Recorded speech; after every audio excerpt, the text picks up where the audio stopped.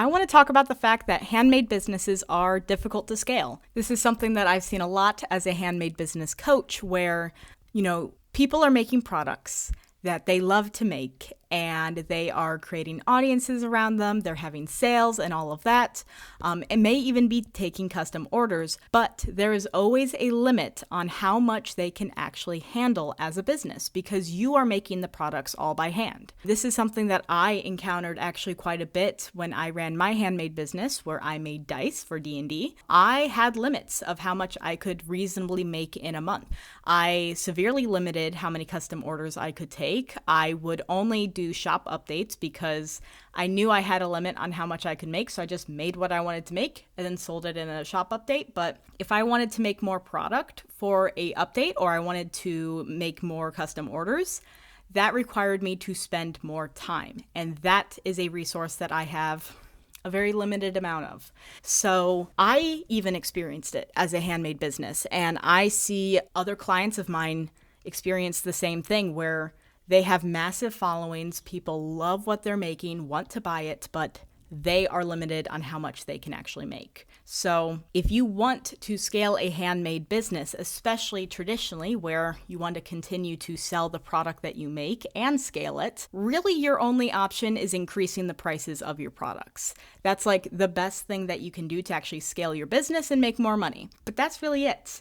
Unless you decide to hire employees, which there are businesses that do that. I know that there are other dice businesses from when I was making dice that actually would hire employees so they could make more sets. So that is an option as well. But a lot of people don't actually want to hire employees. They want to make the items that they are selling. They want to put their love, their effort, their time into it. So that's not an option for everyone. So what else do you do if you want to scale your business as a handmade seller? Well, this option also isn't going to be for everyone, but there are ways that you can continue to scale your business without actually making the product itself. So I want to talk about a couple of different ways that you can actually scale your handmade business, but don't involve actually making the products themselves. I'm going to present 3 different things that you can actually do. That includes not hiring extra employees and not making more products yourself. The first thing you can do is actually make prints or stickers of your designs. This works really well for people who do art, who sell their art for their handmade business. I even did something similar where I commissioned an artist. I wasn't an artist myself, but I commissioned an artist to actually make stickers of my designs to sell as stickers on my website and also make some merch for me as well. So putting my designs onto shirts and stickers, I never did posters or prints or anything like that, is a really great way to scale your handmade business without putting more extra effort on your part to make those products. There are also a lot of print-on-demand services that you can use to actually produce these items for you, or you can also order in bulk and only have to worry about shipping out those orders. So that is an option. I have seen in Handmade Sellers Club, we used to have a client who did quilling with paper. She would make these beautiful designs of animals specifically. She has this one of this huge phoenix, and one of the things that she did to help scale her business, because quilling takes a really long time, she can only make so many pieces, and her custom orders are booked out for months, even to a year ahead.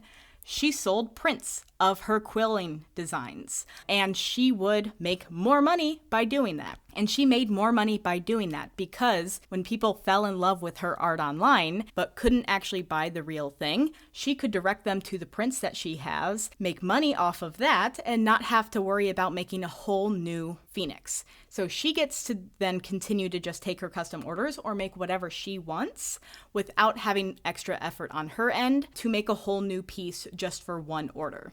And while she can sell those pieces for a lot, she can sell a lot more of these prints to just anyone who loves the design. So this is a way that you can start to scale a handmade business without actually having to make more product yourself. So the second thing that you can do to actually start scaling your handmade business that doesn't involve you actually making every single product is selling patterns and tutorials on how to actually do your craft. This one is huge. This is something that I really wanted to do back in the day when I was making dice. I would always get questions on how I made my molds, how I did certain techniques, how I would sand my masters. They wanted to know resources on where to actually get supplies. They wanted recommendations for like resin and glitter and all of these things. People would always ask me for this information. And I didn't have the time because my account was so big to answer every single one of those questions. And something that I really wanted to do was actually start a Patreon all around how to make dice. And I would sell information on how to do this technique, how to make your molds,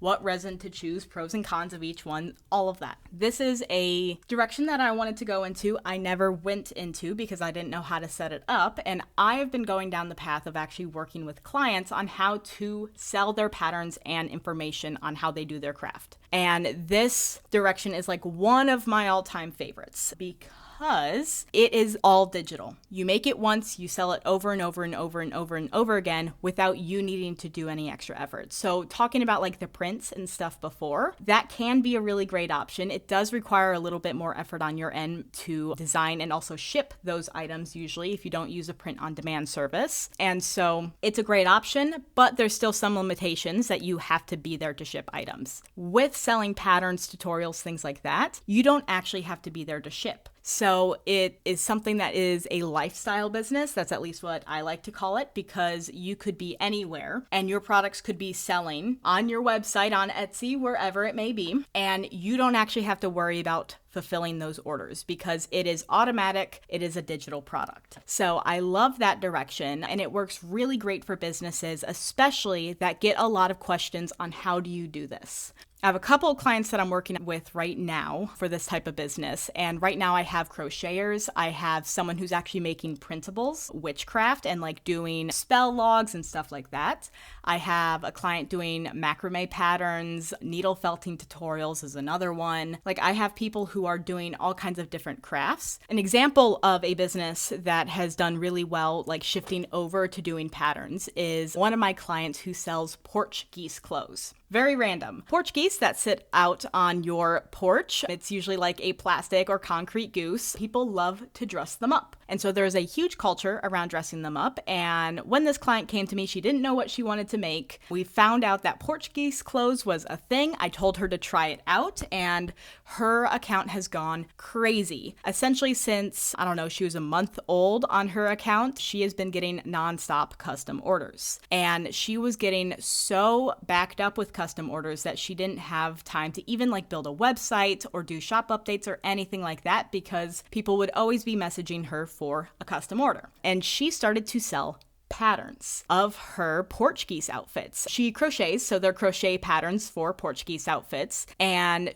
immediately as she started to release patterns, she was making sales of them. She's to the point that she's making $2,000 to $3,000 a month with porch geese patterns, which is awesome. And no way with just making her normal clothes would she be able to reach that amount without working herself to the bone making the outfits by hand. Instead, she is making the outfits once, making a pattern around it, creating content, and then selling that pattern over and over and over and over and over again, which is just amazing. So I love the pattern and tutorial direction a lot for handmade sellers. If you want to start scaling in a big way where your job is really about marketing and getting yourself as visible as possible, patterns, tutorials, all of that is a great direction. The third thing that you can do as a handmade business to scale your business without needing to make every product by hand is kits. Now, I will say that yes, there will be a level of having to prepare every kit and shipping them. I will not say that is not part of this direction. That is absolutely something that you would need to consider if you are looking at making kits. So that part is similar to making a handmade product, except you don't actually have to put in all of the time into making the product. You put the materials together, you package it in a box, and you send it to someone else to make. It is a beautiful thing. People also love kits. It's a great way for people to start dabbling in different crafts. It's a great introduction to other crafts. It's a great way to not feel intimidated to try another craft. So people absolutely love kits, and people who buy one kit will also tend to buy more than just the one. So kits are a great direction that you can get into where you are providing the supplies to do a craft. I have a client right now that makes beaded spider jewelry. Very specific. It's really cool. It's not for everyone, but I love it. And I actually have a necklace in the other room, and the spider's like this big. Super cool. And I've been working with her for a while. 6 months ago, I got her to do short form video to sell her spiders, and it was to sell the finished spiders themselves. She did short form video. Not long after she started to do it, she went viral, and she was, I don't know, I want to say that she gained like 5,000 followers in like a week or something like that. It was crazy. She's now up to, I want to say 11,000 followers on her page, and she's been selling way more spiders online in these last 6 months than she ever did before. But something that we noticed is that she was getting a lot of comments asking her how she made her spiders, where she got the supplies, how long she would cut the wire, where she got her beads, how she actually secured the spiders, all kinds of things like that. And when I was looking at starting my Pattern Posse beta group, I talked to her and said, I think you need to join this because you have a lot of potential to be selling information on how to make your spiders that people are asking for right now. And you are selling your finished spiders, but I think you could be selling more by selling the information for it. So she joined my group, and we went back and forth a couple of times on whether or not she should sell just like the tutorials and information outright or sell a kit.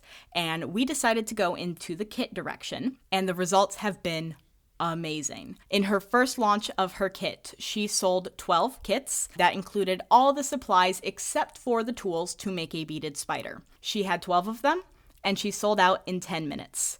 She did a second launch of that same kit because she had a couple of extras. 6 kits, she sold out in like 6 minutes. 5 or 6 minutes.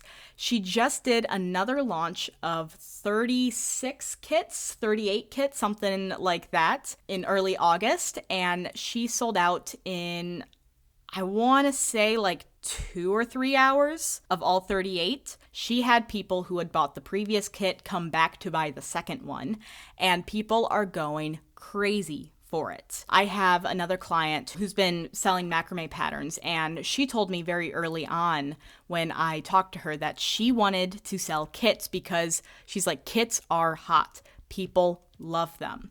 And it's true. People want kits. They don't want to feel intimidated. They don't want to feel overwhelmed with starting a craft. And so selling kits is a huge direction that you could take to actually scale your handmade business and not put in all of the extra time and effort into building the product itself. You are just making the kits, you're putting the materials together and shipping it to the person. And that's a lot easier to scale than actually making the product. So kits is another great direction. I want to flesh that path out a lot more when it comes to like handmade scalability. Right now I'm working with a lot more like patterns and tutorial makers, but kits is huge. It's something that I want to do a lot more research into. But these are 3 ways that you can start scaling your handmade business. It doesn't involve you making more of your actual physical product that is finished. It is other ways that you can essentially leverage the skills that you have built as a handmade seller. So yeah, there are paths forward to scale your business and make your business even bigger without burning yourself out. And I just think that's absolutely fantastic. So hope you enjoyed this video. Bye.